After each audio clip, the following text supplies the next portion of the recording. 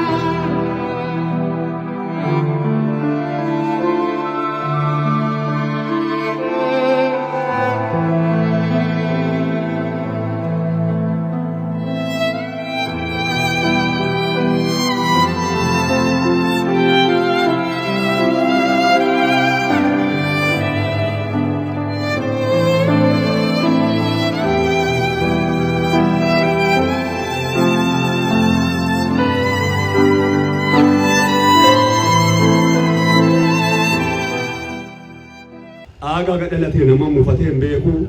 aga gadalate qoda nyaatee beeku abbaa gada'atee waballeessee beeku intala ilma mufatee beeku aga tentanoo walii waan dhalannee guddanneef abbaa ilmaa abbaa intalaa abbaa diqqaa abbaa guddaa abbaa hiyyeessaa abbaa hiyyeettii abbaa jaarsaa abbaa jaartii abbaa nagayaa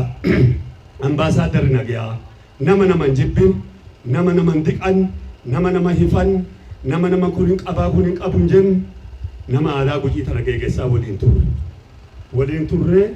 walii arma geenne yoo waliin turru aagaa tentenoo duuti warra jedhanii warra dumatti galanii namni hafu hin jiru eegii dhalooti waliin duuti ooltu aagaa tentenoo waa aadaarraa hojjatiisa keessaa nama isa tokko jedhanu waa aadaa gujii abbaa gadaa gujii qofa duun ta'in abbaa oromoo qofa duun ta'in abbaa saba lammootaati inni yoo ta'u immoo waan guddaa hojjate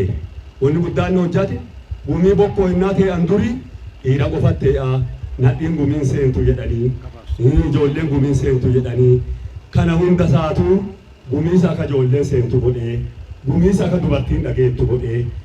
aadaa tana hunda isaatu oromoo dalli arfan jiru duudii akka inni wal dhaqqasiisu akka inni wal jaalatu akka inni waliin bulu akka inni walii oolu nama hojjate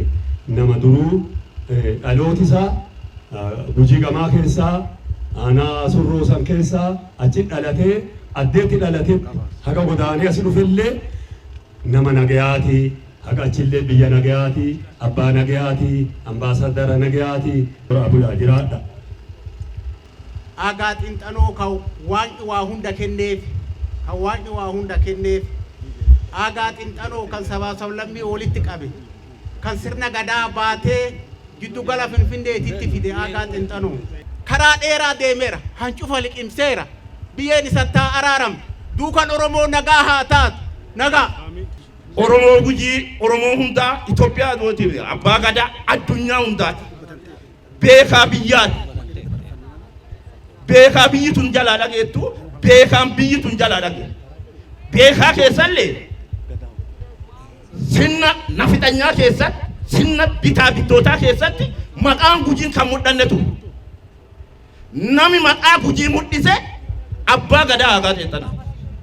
oromoo hundi annata gujii san gaafa kana ka ifa baasee gujii maqaa mataa isaa ol qabachiisee dubbise abbaa gadaa aagaa xinxanaa seenaa isaa yoo haasonne yoo dubbanne baay'ee fagaata jaalataa biyyaa gammadaa biyyaa janna goota biyyaa karaa kadhaalleen karaa adda addaallee hiyyeessa dhufeerran taru dureessa dhufeerran taru beekaa dhufeerran taru hamuufate nama kollisiisu jechuudha. Abbaa gadaa nami nama dura aane silaayyuu nami namaan taphachiin nama hiyyeessa ilaali nami nama irigati hanne ilaalle biyya bulcheen danda'u wanni biyyi baateef wanni addunyaan bo'uufi atoo inni nama mufatu teeti atoo inni hiyyeessan dubbinni teete nami waa isaa dubbatu hin jirre teete seenaa isaa kana seenaa isaa adoo haasonne hadhaa moti boruu moti ji'a kanaa moti ji'a muluu duraan dhumanne waan teeteef seenaa isaa miidhessinee haasonna. Godina Booranaa keessaa dhumne haa godina Booranaa jaarsoo boruu godina Booranaa asilaan dhufaa hafuu qabu rakkoo nageenyaatu dhufuu dadhabee jaarsi san biyya isaa sablattu walumaan dhannee walumaan jenne walumaan dhabnee biyya isaa sablattu jedha abbootiin gadaa Booranaallee jila gubbaa jirra tanaaf dhufuu dadhanne bakka abbootii gadaati bakka godina nami bu'ee dhufe nuu tanaafiyyuu biyya isaa sablattu horaa bulaa deebana akka jaalaliin teenya jaalala haa taatu.